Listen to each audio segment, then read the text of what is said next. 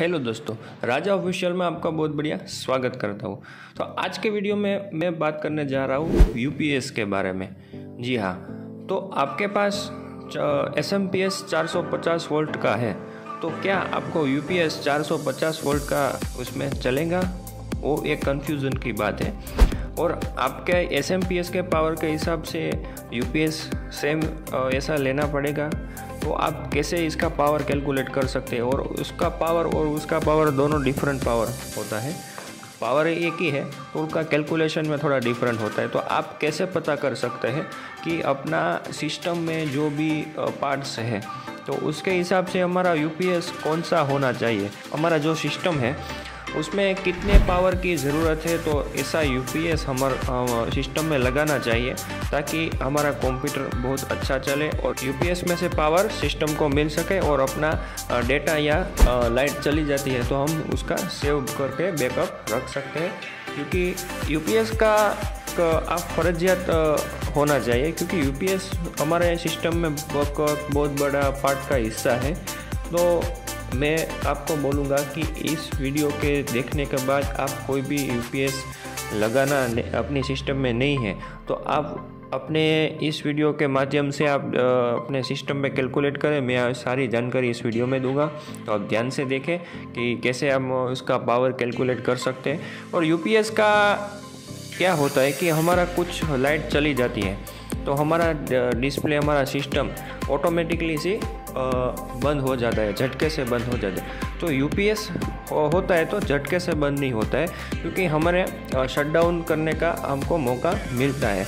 और इसी तरह से जो बार बार झटका लगता है तो हमारा सिस्टम में कुछ डैमेज पार्ट होता है, अथवा तो कुछ पहले तो हमारा पावर सप्लाई थोड़ा ख़राब हो जाता है, बाद में धीरे धीरे कुछ हार्ड डिस्क में या कोई भी प्रॉब्लम आ सकता है। तो ऐसा नहीं प्रॉब्लम होना चाहिए, तो इसीलिए मैं यूपीएस के बारे में वीडियो बना रहा हूँ। और ध्यान से देखें, सभी डिटेल्स इस वीडियो में दूँगी और आप उसका पावर कैसे कैलकुलेट कर सकते हैं। आप अपनी तरह से कैलकुलेट कर सकते हैं तो बहुत ही बढ़िया है, पर आपको परफेक्टली कैलकुलेट करना है तो आप कैसे करेंगे, तो मैं इस वीडियो में आपको बताऊँगा। ध्यान से देखें, मैं अपने डेस्कटॉप पे ले जाता हूँ। तो आप इसे पावर कैलकुलेट कैसे कर सकते हैं कि अपना मदरबोर्ड है, अपना जो बोर्ड है, प्रोसेसर है, वो कितना पावर लेता है, हमारी हार्ड डिस्क है, हमारी एसएसडी है, हमारा ग्राफिक्स कार्ड है और रैम है, उसके सब कैलकुलेट करके एक पावर कैलकुलेट होता है। उसके हिसाब से हमारा यूपीएस होना ज़रूरी होता है, क्योंकि हमारा पावर ज़्यादा रह रहा है, क्योंकि हमारा सिस्टम में कोई कंप्यूटर में पावर की ज़रूरत ज़्यादा है और हमारा यूपीएस है उस पावर के हिसाब से कम है, तो क्या आपको थोड़ा प्रॉब्लम आएगा, उसमें दिक्कत आएगी। वो आप एक एक्सपीरियंस करेंगे तो आपको पता चलेगा, क्योंकि ऐसे नहीं करने के हिसाब से मैं इस वीडियो बना रहा हूँ।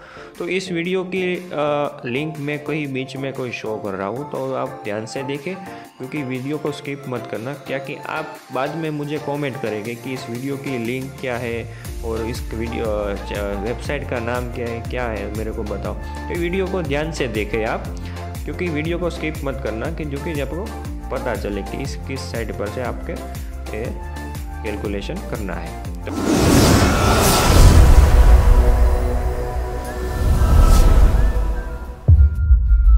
और हमारा मदरबोर्ड है, हम डेस्कटॉप पे यहाँ एज इट ही रखेंगे।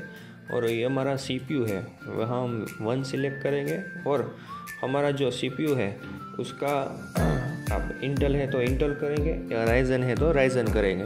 आपका जो भी हिसाब से आपका प्रोसेसर है उसके हिसाब से आप यहाँ टाइप करेंगे। उसका टाइप का नाम नहीं करना है, उसका सीरीज नंबर है 65। मानो कोई इंटेल i7 12700K होता है तो ऐसे लिखना है। तो इसी तरह से आ जाएगा कि Intel core i7 12700K।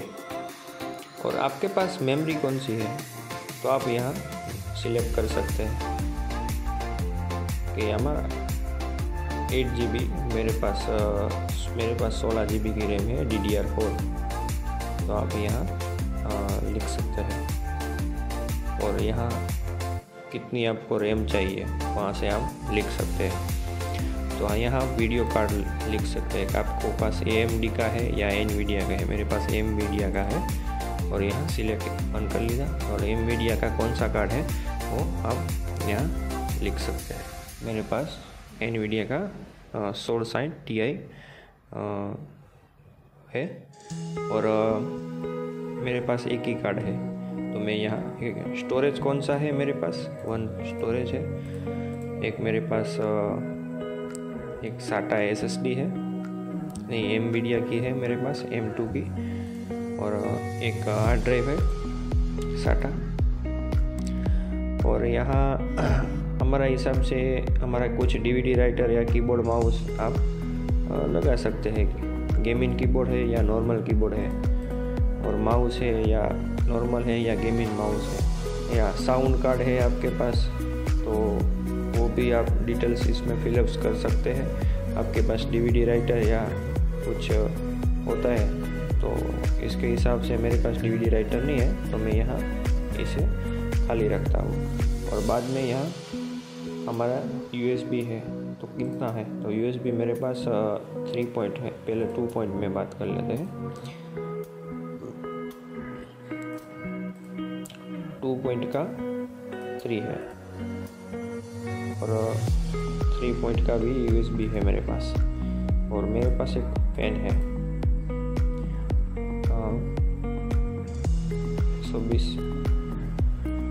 26 ml का, और लिक्विड कूलिंग फैन है मेरे पास एक, वो मैंने 240 RGB लगाया था। डर मास्टर का है फैन लिक्विड कूलिंग 240।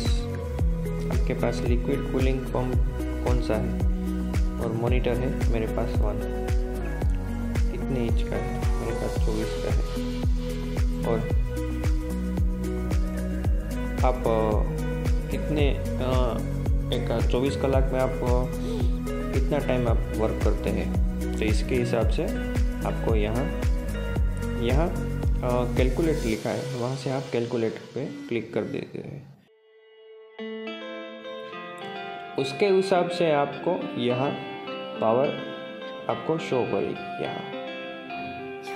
तो आपका लोड वेट है 421 का, और आपको UPS 900 VA का चाहिए। ये सब डिटेल्स फिलअप्स करने के बाद ये बता रहा है कि आपके पास 1 kV का UPS मिनिमम होना चाहिए।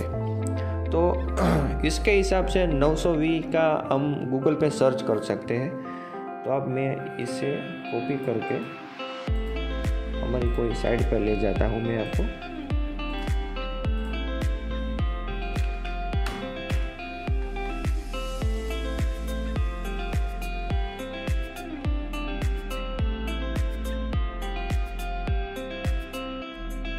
यहाँ मैंने 900 VA UPS लिखा है, तो उसके हिसाब से जो भी कंपनी अच्छी है और जो भी स्टैंडर्ड कंपनी है उसके हिसाब से यहाँ हमने शो हो रहा है। तो यहाँ 900 V का UPS है, बढ़िया सा 900 V का है। और VA का UPS लेना चाहता है तो आप 1 kV का UPS लें, क्योंकि 1 kV का UPS बहुत ही अच्छा आता है। और आपके हिसाब से 1 kV और 900 में कुछ ज़्यादा फ़र्क नहीं है। तो अब ऐसे कैलकुलेटर करके आपके पास बढ़िया सा UPS होना चाहिए, ये आप मत भूल करना, क्योंकि अभी अब लाइट चली जाएगी तो दिक्कत होगी उसमें। तो इसी तरह से वीडियो कैसा लगे आपको, तो उसके हिसाब से लाइक कर दीजिए, कमेंट कीजिए और दूसरे मित्रों को भी शेयर कीजिए। Thank you so much.